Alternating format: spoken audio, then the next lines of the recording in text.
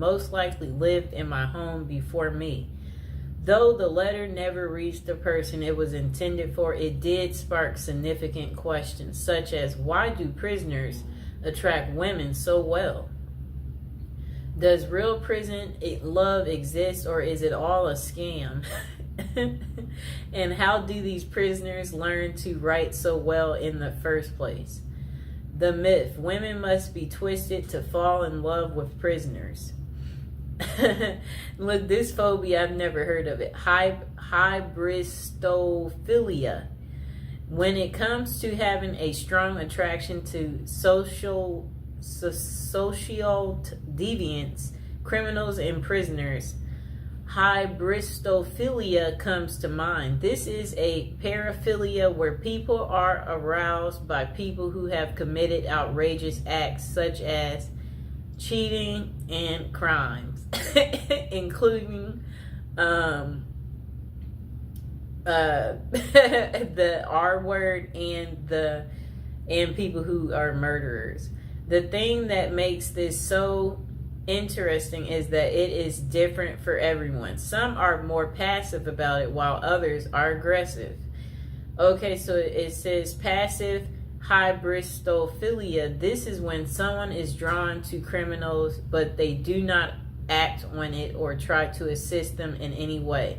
They may show passion through being an advocate for the prisoners or simply enjoy movies such as OITNB and Prison Break on a deeper level. Whatever that means. I guess that just means you like watching shows that are very criminal. So I guess I can give an example of someone drawn to a criminal. Do you remember that movie called Out of Sight with George Clooney and Jennifer Lopez? Remember Jennifer Lopez in the movie? She was a cop. And George Clooney, he was the criminal. And remember, she got kidnapped by George Clooney.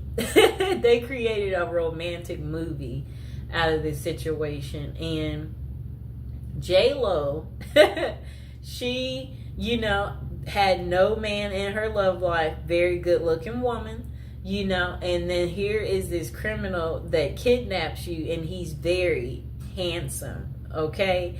And you're just like, I'm finally getting some type of cool excitement, and you're like, look at this criminal. Like, why would I tell on this criminal? I'd never get this level of fascination. That's how J-Lo felt, So, yeah, like at the end of the movie, they were trying to catch him, and the other cops asked her, did you see him? And she kind of like froze, like, because she's wondering, do I tell them? Because she is at work and she is in uniform. She's a cop. And she's like, no. Like, she's not going to rat on him because she fell for the criminal. And before that, her and George Clooney, remember, he's a criminal and he's on the run. And she's a cop. So, he had her number, so... Yeah, so what happens is the criminal contacts you. Look, the criminal contacts you. You're at home and you're sleeping. The criminal contacts you, and then you wake up because it's the criminal. And then when the criminal is contacting you, that's when you're like, you're all ears because you don't know when you'll ever talk to this criminal again because he's calling like private. And you're enjoying this because you're like, where are you? I haven't heard from you in a while. I'm surprised to hear from you. That's what happened to her. He randomly calls, but she can't call him back because I understand this clearly, especially when you don't want to get caught in some type of way where I'm like, you know what? I want to be friends with that person, but they know this and that, so that could be bad, where you just you have to think about certain things where you're like, it might not be the best to that's kind of what the criminal was feeling because he knows at the end of the day she's a cop and it's her job to bust people like him and put them behind bars. So anyway, they had their secret meetup in the movie, and their secret meetup, you know, where they went out to dinner. They both was just, it was a night to just enjoy one another, talk to each other, clarify, yes, so why haven't I heard from you? And then he's like, well, you know, blah, blah, blah, blah, blah. And then they had their one night of passion. It was an unforgettable, I guess, moment. That was her one night of fun.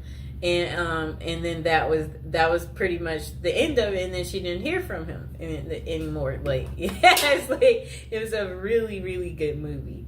Probably one of her best movies. Okay, so look, back to aggressive. The next one's called aggressive hybristophilia. This is where trouble can arise. These are men and women who proactively help the criminal they are attracted to. This means they could lure victims in, cover for criminals, bury bodies, and other severe acts. Bonnie and Clyde are the perfect example of this type.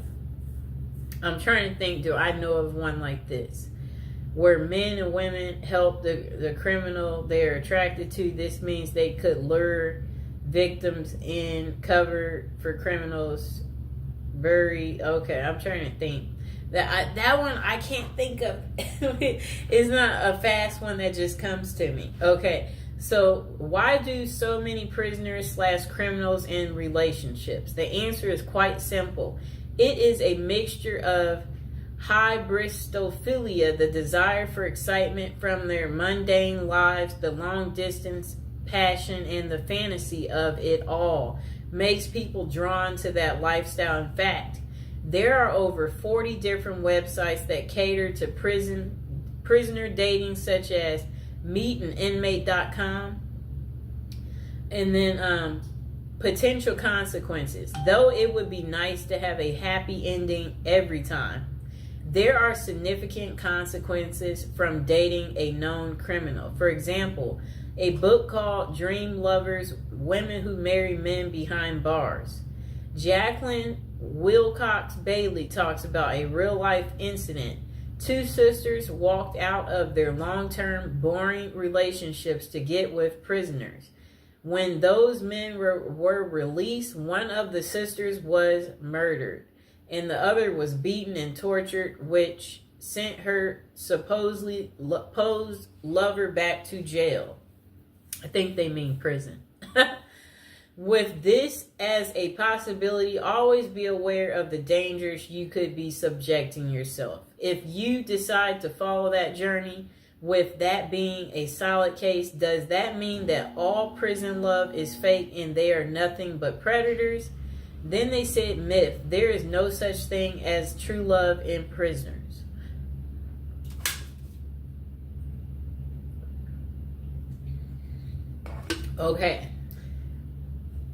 Okay, so they said there are some genuine and sincere relationships, but there are also tons of scams as well.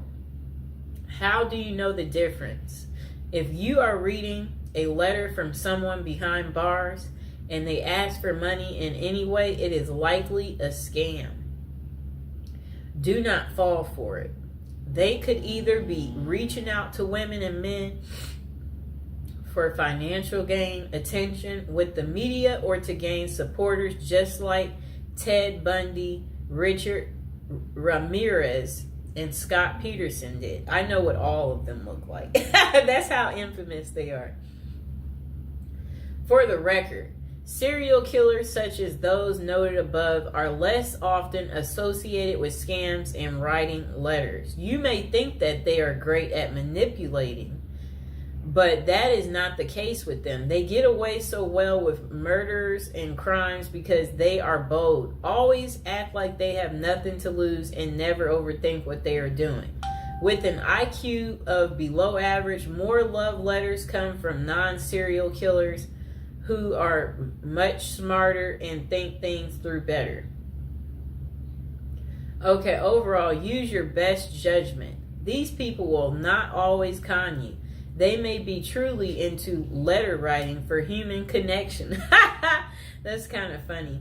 because like they crave the connection, so that they're writing the letter because there are many people in jail who do not have family or friends to reach out to.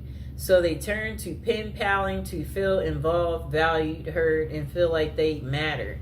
Though it may not always be about love, it can still be about companionship and support and worth volunteering to help people such as them feel cared about. Bonus, how to craft a prison letter. One thing I noted the most about the letter I have how well written it is. There are no errors. The penmanship was nearly perfected and the message was very well contrasted. So how did someone in prison learn to write so well? One word: practice.